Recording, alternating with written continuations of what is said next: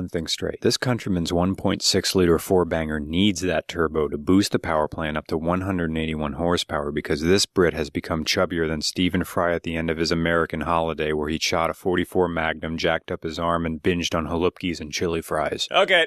Elephant in the room. The owner of this countryman is a construction inspector. That's what that light is all about. Explaining the countryman is fruitless if we don't first recap the Mini's history. The original Mini is the result of the fuel shortage caused by the Suez Crisis in 1956. Petrol was rationed in the UK and sales of large cars slumped like a promising semi going flaccid. And the Mini thrived in that environment and beget many mulatto children, the result of style and economy frantically copulating. It was that overproductive womb that birthed this countryman and left a trailing sun-bleached umbilical cord that, nearly 5 decades later, still has not been completely cut. Ooh!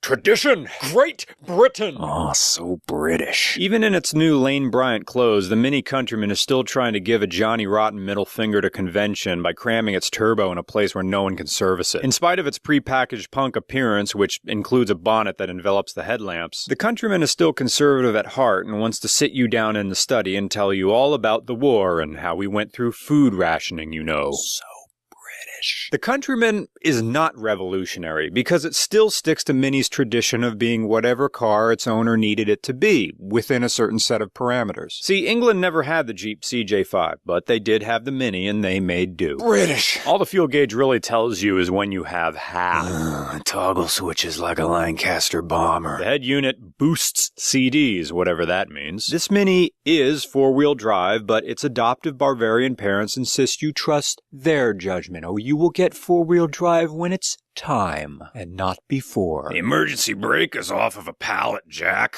The vents by the letter S go nowhere. You get independent suspension all around, so that's cool. I want a man with a beeswax mustache to make me a cucumber sandwich and tell me about India. So British. Drape me in a Macintosh and tell me about the Boer War. But by 2005, the Mini had become so iconic to the United States that the aesthetic of the vehicle had become part of our cultural lexicon as Yankees, despite bearing no resemblance to the regular car of its inception. The Mini prompted a love-hate relationship among car enthusiasts worldwide.